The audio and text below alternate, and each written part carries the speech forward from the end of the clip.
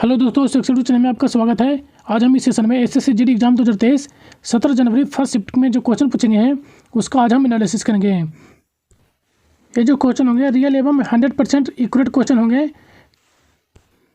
तो ऐसे ही कंटेंट पाने के लिए दोस्तों हमारे चैनल को सब्सक्राइब जरूर कर लीजिएगा और बेल आइकन को भी प्रेस कर लीजिएगा, ताकि हमारा जब भी वीडियो किसी भी कंटेंट पे अपलोड होगी तो सबसे पहले आपको पता चलेगा।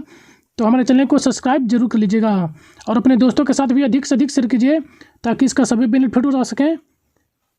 जिनका भी नेक्स्ट डे में एग्ज़ाम आने वाली है तो डेली जितना भी मैं सेशन करा रहा हूँ उसे ज़रूर देखिएगा, क्योंकि जितना भी मैं एक्स्ट्रा फैक्ट में बता रहा हूँ उससे जो क्वेश्चन है डिफरेंट पूछा जा रहा है, तो इसलिए जो है सेशन को लास्ट तक जरूर दिखेगा।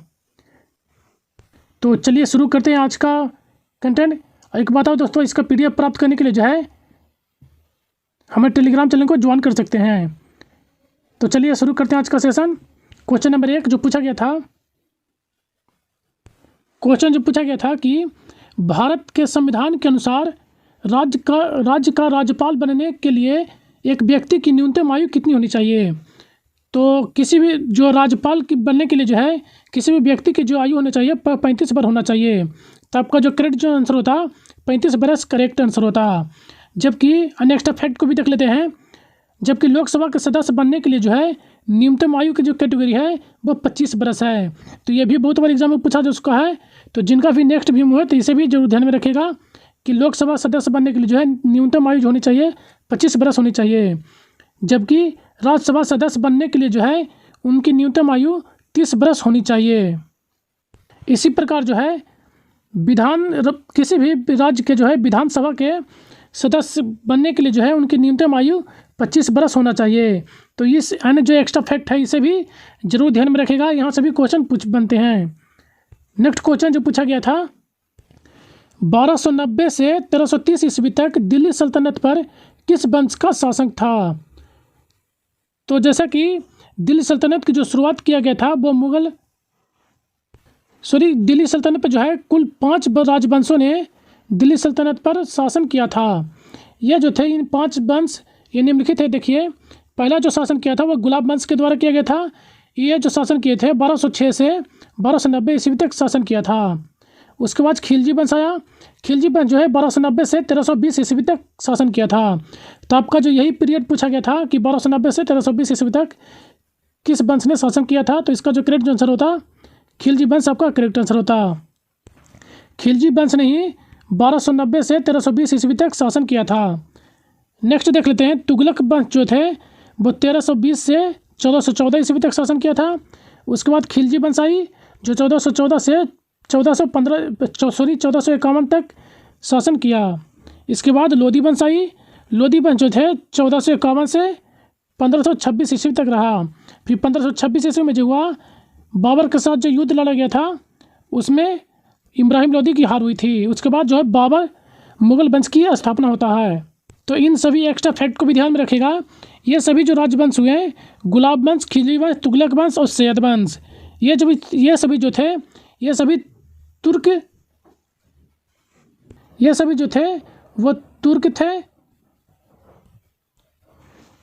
जबकि जो खिलजी वंश हुआ लोधी वंश हुए यह अफगान शासक थे। तो इसे यह भी क्वेश्चन पूछा जा चुका है, कौन सा राजवंश है जो अफगान शासक था, तो यह भी पूछा जा चुका है। तो इसे भी जरूर ध्यान में रखिएगा। नेक्स्ट क्वेश्चन जो पूछा गया था हिंदू कैलेंडर के अनुसार जो है गणेश चतुर्दशी किस महीने में मनाया जाता है। तो हिंदी कैलेंडर के अनुसार जो है गणेश चतुर्दशी को जो है भाद्र महीने में मनाया जाता है। तो आपका जो करेक्ट आंसर होता है भाद्र महीने करेक्ट आंसर होता है। यह जो अंग्रेजी में देखें तो अगस्त या सितंबर में आता है। इसकी जो शुरुआत होता है शुक्ल पक्ष चतुर्दशी के दिन जो है इसकी शुरुआत होती है। यह जो चतुर्दशी को समाप्त हो जाती है। यह जो फेस्टिवल है टोटल 10 दिनों तक उत्सव मनाया जाता है। नेक्स्ट क्वेश्चन जो पूछा गया था भारतीय संविधान का अनुच्छेद 21 का 1 जो है किससे संबंधित है। तो अनुच्छेद 21 का ए जो है घोषणा करता है कि किसी भी राज्य के जो है 6 से 14 वर्ष की आयु के बच्चे को मुफ्त अनिवार्य शिक्षा प्रदान करेगा। तो आपका जो करेक्ट जो आंसर होता है मुफ्त शिक्षा एवं आपका जो भी ऑप्शन में दिया होगा इस तरह से वो आपका करेक्ट आंसर होता। यह जो केवल है प्राथमिक शिक्षा को मौलिक अधिकार बताता है। इसे जो है 2002 के 46वें संविधान संशोधन विधेयक के द्वारा जोड़ा गया था। तो इसे भी जरूर एक्स्ट्रा फैक्ट में ध्यान में रखिएगा कि इसे कब जोड़ा गया था और कौन से संविधान संशोधन के तहत। नेक्स्ट क्वेश्चन जो पूछा गया था, ये एक्स्ट्रा फैक्ट भी देख लीजिएगा, अन्य जो अनुच्छेद हैं इन्हें भी जरूर ध्यान में रखिएगा। शिक्षा का अधिकार से संबंधित है। अनुच्छेद 14 जो है कानून के संरक्षण का समानता। अनुच्छेद 19 जो है भाषा एवं अभिव्यक्ति की स्वतंत्रता। अनुच्छेद 21 जो है जीवन का अधिकार और व्यक्तिगत स्वतंत्रता प्रदान करता है। तो इन मोस्ट इम्पोर्टेंट अनुच्छेद है, ये सब भी जरूर ध्यान में रखिएगा। और जिनका भी नेक्स्ट आने वाली एग्जाम है नेक्स्ट डे में, तो अनुच्छेद जरूर देख कर जाएँ, क्योंकि संविधान से क्वेश्चन बन रहे हैं प्रत्येक शिफ्ट में। तो अनुच्छेद और भारत के जितने भी मोस्ट इम्पोर्टेंट अनुच्छेद हैं उनसे जरूर देख के जाइएगा। नेक्स्ट क्वेश्चन जो पूछा गया था, कोली नृत्य जो है किस राज्य से संबंधित है। तो कोली नृत्य जो मनाया जाता है वह महाराष्ट्र में मनाया जाता है। तो आपका जो करेक्ट जो आंसर होता महाराष्ट्र आपका करेक्ट आंसर होता। जैसा कि एक बात और दोस्तों, मैं आपको बार बार ये कहता आ रहा हूँ, मैं अब जितने भी सेशन बनाए उसमें कि नृत्य से जो है प्रत्येक शिफ्ट में एक क्वेश्चन डिफरेंट पूछा जा रहा है। तो जिनका भी आने वाली एग्जाम होगा तो नृत्य जरूर देख कर जाइएगा। एक त्यौहार से भी क्वेश्चन पूछा जा रहा था, लेकिन त्यौहार अभी नहीं पूछ रहा है, लेकिन नृत्य से डिफरेंट एक क्वेश्चन पूछ रहा है प्रत्येक शिफ्ट में और प्रत्येक डेट को पूछा जा रहा है। तो नृत्य जरूर देख कर जाइएगा। मैं नृत्य पर जो है ऑलरेडी सेशन कर चुका हूँ, उसका डिस्क्रिप्शन में वीडियो का जो लिंक है पिन कर दूंगा, वहाँ से नृत्य जो डिफिनिट देख कर जाइएगा। नृत्य का जो वीडियो देखने से देखिएगा उसको जो है फास्ट मोड पे करके आप सिर्फ रिवाइज कर लीजिएगा, उससे भी आपका काम बन जाएगा। चलिए आगे चलते हैं। महाराष्ट्र के अन्य लोक नृत्य को भी देख लेते हैं। धनगढ़ी गाजा, कोली नृत्य, लावनी नृत्य, पोवादास और तमाशा, ये प्रमुख जो लोक नृत्य हैं, महाराष्ट्र के प्रमुख लोक नृत्य हैं। तो इन्हें भी जरूर ध्यान में रखिएगा। नेक्स्ट क्वेश्चन जो पूछा गया था, वॉलीबॉल एक टीम में जो है कितने खिलाड़ी होते हैं, यानी कि खिलाड़ियों की संख्या पूछा गया था। तो इसमें जो है वॉलीबॉल में एक टीम में जो है 6 खिलाड़ी होते हैं। तो आपका जो करेक्ट जो आंसर होता 6 खिलाड़ी करेक्ट आंसर होता। तो अन्य जो भी महत्वपूर्ण खेल हैं उनसे संबंधित देख लेते हैं किसमें कितना खिलाड़ी होते हैं। तो इन्हें भी जरूर ध्यान में रखिएगा। वॉलीबॉल में है यहाँ इतना है, वॉलीबॉल में 9 होते हैं, और रग्बी जो होते हैं फुटबॉल, इसमें जो है वो 15 होता है। पोलो में 4 होता है, और वाटर पोलो में 7 होता है। तो इसे जरूर ध्यान में रखिएगा। पोलो पूछे तो 4, और वाटर पोलो पूछे तो 7। खो खो में 9 खिलाड़ी होते हैं एक पक्ष में, और कबड्डी में 7 होते हैं, और हॉकी में 11, फुटबॉल में 11, क्रिकेट में 11। इन तीनों में जो है 11 प्लेयर होते हैं। नेटबॉल में 7 खिलाड़ी होते हैं।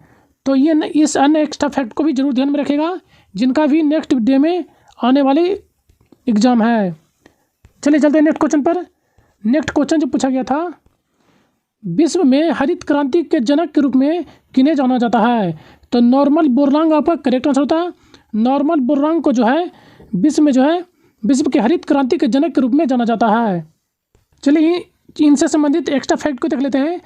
वर्ष 1970 में नॉर्मन बोरलॉग को जो है उच्च उत्पादक देने वाली किस्मों को विकसित करने के लिए इन्होंने कार्य किया था।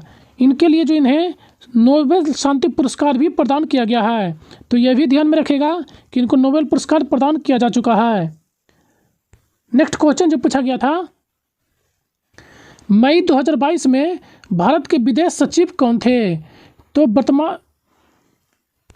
वर्तमान में मई 2022 में जो है भारत के विदेश सचिव के रूप में जो है मोहन क्वात्रा कार्यरत हैं। तो आपका जो करेक्ट जो आंसर होता है मोहन क्वात्रा आपका करेक्ट आंसर होता। इनसे पहले जो थे हर्षवर्धन श्रृंखला, जो कि भारत के विदेश सचिव के रूप में कार्यरत थे, वे ये जो थे 30वें थे। और 34वें कार्यगत के रूप में विनय मोहन बात्रा अभी कार्यगत कर रहे हैं, अपने पद पर कार्यगत हैं। तो इन्हें भी जरूर ध्यान में रखिएगा, शायद पिछला कहीं पूछ लिया जाए, तो इन्हें भी जरूर ध्यान में रखिएगा। नेक्स्ट क्वेश्चन जो पूछा गया था, किस मंत्री ने सबसे बड़े दक्षिण एशियाई फिल्म बाजार का उद्घाटन किया है? तो केंद्रीय मंत्री अनुराग ठाकुर के द्वारा जो है यह बाजार जो है एशियाई बाजार फिल्म का उद्घाटन किया गया था। तो आपका जो करेक्ट जो आंसर होता अनुराग ठाकुर होता। यह जो किया गया था नवंबर 2022 में गोवा में फिल्म बाजार का उद्घाटन किया गया था। तो इसका डेट भी याद रखिएगा और कहाँ किया गया था यह भी ध्यान में रखिएगा। नवंबर 2022 गोवा में इसका उद्घाटन किया गया था। दक्षिण एशियाई का सबसे बड़ा फिल्म बाजार है। ये जो थे 53वें भारतीय अंतर्राष्ट्रीय महोत्सव IFFF के सदस्य थे। इसे भी ध्यान में रखेगा कि यह 53वां था। नेक्स्ट क्वेश्चन जो पूछा गया था, परमाणु क्रमांक 12 किस तत्व को सूचित करता है? यानी कि परमाणु क्रमांक 12 जो है तत्व का होता है। तो परमाणु क्रमांक 12 जो होता है मैग्नीशियम का होता है। तो आपका जो करेक्ट जो आंसर होता है मैग्नीशियम करेक्ट आंसर होता है। इसका जो संकेत होता है Mg के रूप में सूचित करते हैं। आवर्त जो है आवर्त 3 एवं किस समूह में है? समूह 2 है। तो इन्हें भी जरूर ध्यान में रखिएगा। नेक्स्ट क्वेश्चन जो पूछा गया था, हरित क्रांति किस फसल से संबंधित है? तो हरित क्रांति का जो संबंध था चावल और गेहूं से के अधिक उत्पादन करने वाली फसलें की किस्मों के हेतु। तो आपका जो करेक्ट जो आंसर होता चावल एवं गेहूं करेक्ट आंसर होता। इस एवं एक्स्ट्रा फैक्ट को देख लेते हैं। इसकी जो शुरुआत किया गया था सबसे पहले वह मैक्सिको में किया गया था। तो इसे भी जरूर ध्यान में रखिएगा, पहली बार कहाँ शुरुआत इसका किया गया था। नेक्स्ट क्वेश्चन जो पूछा गया था, भारत में राष्ट्रीय आय की गणना सर्वप्रथम किसने की थी? तो भारत में जो राष्ट्रीय आय की गणना सर्वप्रथम की थी दादा भाई नौरोजी के द्वारा किया गया था। तो इसका जो करेक्ट जो आंसर होता है दादा भाई नौरोजी आपका करेक्ट आंसर होता। इनके द्वारा जो है 1867-68 में जो है धन के प्लावन सिद्धांत के आधार पर किया गया था। इनके द्वारा जो उस समय जो निर्धारित किया गया था प्रति व्यक्ति आय वह 20 रुपये प्रति व्यक्ति आय की गणना की गई थी। तो ये भी एग्जाम में पूछा जा चुका है, तो इस एक्स्ट्रा फैक्ट को भी ध्यान में जरूर रखिएगा। नेक्स्ट क्वेश्चन जो पूछा गया था, जल्लीकट्टू किस देश का स्पोर्ट्स है? तो जल्लीकट्टू जो है वो भारत का है। तो आपका जो करेक्ट जो आंसर होता भारत होता। तमिलनाडु में पोंगल त्यौहार के समय जो है बैलों को इंसानों से लड़ाई कराया जाता था। तो इसको जो है प्रतिबंध लगा दिया गया था। इस पर 2014 से जो है इस पर प्रतिबंध लगा दिया गया था। तो इस एक्स्ट्रा फैक्ट को भी जरूर ध्यान में रखिएगा। नेक्स्ट क्वेश्चन जो पूछा गया था, बहादुर शाह जफर को गिरफ्तार कर कहाँ निर्वासित कर दिया गया था? तो बहादुर शाह जफर को जो है कुछ दिन जो है लाल किले में रखने के बाद जो है उनको जो है रंगून भेज दिया गया था। तो आपका जो करेक्ट जो आंसर होता रंगून म्यांमार आपका करेक्ट आंसर होता। देख लीजिएगा ऑप्शन में क्या दिया था देश दिया गया था या फिर जगह का नाम दिया गया था। नेक्स्ट क्वेश्चन जो पूछा गया था, कौन सा महासागर जो है एस आकार का है? तो अटलांटिक महासागर जो है अटलांटिक ओशियन ये जो है एस आकार की आकृति बनाता है। तो आपका जो करेक्ट जो आंसर होता अटलांटिक ओशियन करेक्ट आंसर होता। और अन्य एक्स्ट्रा इस फैक्ट को भी ध्यान में रखेगा, आर्कटिक ओशियन जो है डी आकार की स्पेस बनाता है, एम शेप जो बनाता है वो इंडियन ओशियन बनाता है। तो इस एक्स्ट्रा फैक्ट को भी जरूर ध्यान में रखिएगा इन दोनों को। नेक्स्ट क्वेश्चन जो पूछा गया था, देश के जीडीपी का आकलन किस क्षेत्र से संबंधित है? तो यह जो है आर्थिक क्षेत्र से संबंधित है। तो आपका जो करेक्ट जो आंसर होता है आर्थिक क्षेत्र करेक्ट आंसर होता। नेक्स्ट क्वेश्चन जो पूछा गया था, 2022 का संगीत अकादमी पुरस्कार किसे दिया गया है? तो 2022 का जो संगीत साहित्य अकादमी जो पुरस्कार दिया गया था वो ऋषिकेश शुल्ब और अनूप जटोला को दिया गया था। तो नेक्स्ट ये जो आपका जो करेक्ट आंसर होता देख लीजिएगा, दोनों दिया गया था ऑप्शन में या एक दिया गया था। नेक्स्ट क्वेश्चन जो पूछा गया था, सीता का पर्यायवाची शब्द कौन सा नहीं है के रूप में पूछा गया था। तो सीता का जो पर्यायवाची शब्द होता है दैवहेनी वैदेही, जानकी, भूमिजा, जनकतनिया, जनकनंदिनी, रामप्रिया है। तो इन सभी में से जो है 3 आपको जो है ऑप्शन में करेक्ट आंसर दिया होगा। इनमें से एक ऑप्शन जो है कोई दिया होगा जो कि इससे संबंधित नहीं होगा, जो वही आपका करेक्ट आंसर होता। नेक्स्ट क्वेश्चन जो पूछा गया था, बाग बाग होना मुहावरे का अर्थ पूछा गया था। तो इसका जो अर्थ होता है बहुत खुश होना आपका करेक्ट आंसर होता। नेक्स्ट क्वेश्चन जो पूछा गया था, मनरेगा किस मंत्रालय के द्वारा क्रियान्वयन किया जाता है। तो मनरेगा जो है ग्रामीण विकास मंत्रालय, तो ग्रामीण विकास मंत्रालय जो है आपका करेक्ट आंसर होता। ग्रामीण विकास मंत्रालय के अंतर्गत ही मनरेगा योजना कार्यगत के नामित अधिकारी हैं। तो आपका जो करेक्ट जो आंसर होता मनरेगा करेक्ट आंसर होता। इसका जो फुल फॉर्म होता है महात्मा गांधी ग्रामीण, तो इसका फुल फॉर्म भी जरूर ध्यान में रखिएगा, कई बार जो एग्जाम में है फुल फॉर्म भी पूछ लिया जाता है। तो महात्मा गांधी राष्ट्रीय ग्रामीण रोजगार गारंटी अधिनियम। नेक्स्ट क्वेश्चन जो पूछा गया था, साहित्य अकादमी पुरस्कार से एक क्वेश्चन पूछा गया था। तो हिंदी का जो साहित्य अकादमी पुरस्कार जो दिया गया था, हिंदी का जो साहित्य अकादमी पुरस्कार है 2022 में जो है बद्री नारायण को दिया गया था। इनके जो पोएट है तुर्की के शब्द, इसके लिए जो इनको है दिया गया था 2022 का साहित्य अकादमी पुरस्कार हिंदी का। 2021 का जो दिया गया था वो दया प्रकाश सिन्हा को दिया गया था। इसको जो है सम्राट अशोक के लिए दिया गया था। तो इन्हें भी जरूर ध्यान में रखेगा। इंग्लिश का जो साहित्य अकादमी पुरस्कार दिया गया था 2022 का अनुराधा रॉय को दिया गया था। All the life we never lived के लिए जो है इनको दिया गया था 2022 का इंग्लिश में साहित्य अकादमी पुरस्कार। 2021 में जो दिया गया था वह नमिनीता गोखले को दिया गया था। थिंग टू लिव बिहाइंड के लिए इनको दिया गया था। तो इन एक्स्ट्रा फैक्ट को भी जरूर ध्यान में रखेगा, क्योंकि यहाँ से भी क्वेश्चन शायद नेक्स्ट डे में पूछा जा सकता है, तो इसे जरूर ध्यान में रखेगा। तो हमें बस इतना ही क्वेश्चन मिले थे आज दोस्तों लाडकुलों के द्वारा। तो यदि कंटेंट पसंद आया दोस्तों तो हमारे चैनल को एक लाइक जरूर कीजिएगा और अपने दोस्तों के साथ भी अधिक से अधिक शेयर कीजिए ताकि इसका सभी बेनिफिट उठा सकें। कोई भी सुझाव यदि क्यूरी हो, कोई भी सुझाव एवं क्यूरी हो तो हमें कमेंट बॉक्स में अपना जो है सुझाव एवं क्यूरी जो हमें ज़रूर लिखिएगा। और यदि हमारे चैनल पर पहली बार आए दोस्तों तो इसी तरह के कंटेंट पाने के लिए हमारे चैनल को सब्सक्राइब जरूर कर लीजिएगा और बेल आइकन को भी प्रेस कर लीजिएगा ताकि हमारा जब भी वीडियो किसी भी कंटेंट पे अपलोड होगी तो सबसे पहले आपको पता चलेगा। तो सेशन में बने रहने के धन्यवाद। Thank you.